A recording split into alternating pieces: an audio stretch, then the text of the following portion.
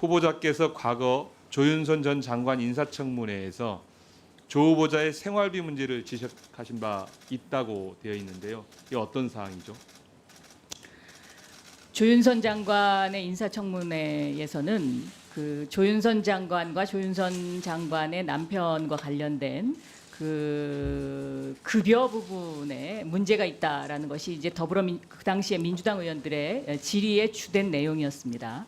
그러니까 예를 들면 우리나라의 그 재벌 그룹들이 임원들의 월급에다가 비자금을 얹어서 월급을 상당히 많이 주고 대신 그 월급에서 골프 접대라든가 식사 접대 비용을 빼내는 이제 이러한 그 불법적인 방법을 사용하는 것처럼 김앤장도 그거와 똑같은 비자금을 조윤선 전 장관의 남편의 급여에다가 얹어서 사용했다는 의혹이 상당히 짙었다. 그래서 여기에 관한 질의를 저희 민주당 의원들이 했고요. 그 과정에서 조윤선 전 장관이 실질적으로 본인이 1년에 어떤 해에는 5억, 어떤 해에는 7억 5천원의 생활비를 사용했다라고 본인이 얘기를 했습니다. 그런데 이제 일반 상식적으로 7억 5천만 원의 생활비를 1년에 다 쓰려면 그것은 좀 비정상적인 지출이 아니냐.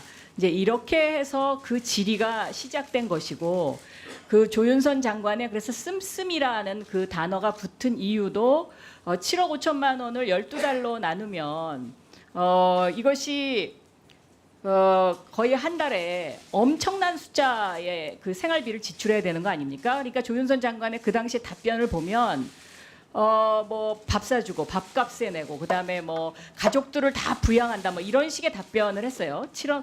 근데 그거와 제가 그 남편이 좀 그 고액 연봉자라고 해서 그 고액 연봉을 세금을 내기 전에 세전 소득으로 계산을 해가지고 그것을 12달로 나눠서 당신 1년에 이만큼 쓰니까 이거는 서민들을 위한다 그러면서 무슨 이거는 말이 안 되는 거 아니야 이런 이제 질문이거든요. 저는 그것은 좀 경우가 다르다라고 생각을 하고 있고요.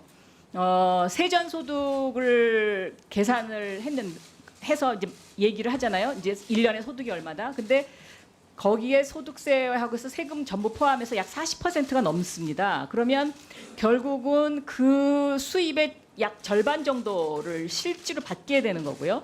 그러니까 이런 어떤 약간의 그 부풀리기, 과장 이러한 자료를 만들어서 이제 야당 의원님 중에 어떤 분이 이걸 내셨기 때문에 저는 청문회에서 그렇게 좀 그 뭔가 국민들에게 과장된 자료로서 예. 그런 이야기를 하는 것은 적당치 않지 않나 이제 그런 생각을 하고 있습니다. 예. 네.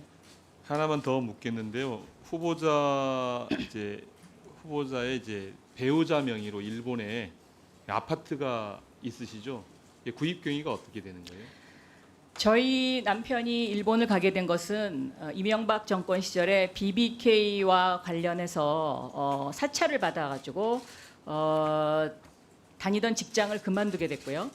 그래서 일본으로 쫓겨가게 됐습니다. 그래서 몇 개월을 일본에서 쉬다가 새로 취직을 하게 됐는데요.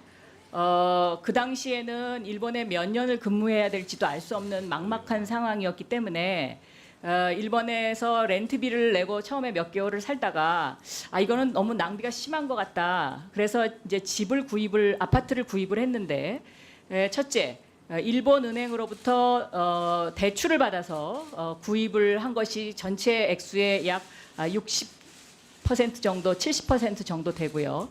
나머지 금액은 본인이 한국에서 가지고 있던 회원권을 팔아서 약 1억 5천만 원 정도를 송금했고요. 그리고 나머지 금액은 일본에서 받았던 월급을 저축한 것으로 해서 그 구입 액수가 계산을 하면 다 나옵니다. 그래서 그 아까 어떤 의원님께서 그 송금 내역을 보내달라고 하셔서 제가 그 송금 통장을 찾아서 오늘 가지고 왔습니다. 그래서 원하시면 그 내역을 보여드리도록 하겠습니다. 예. 네.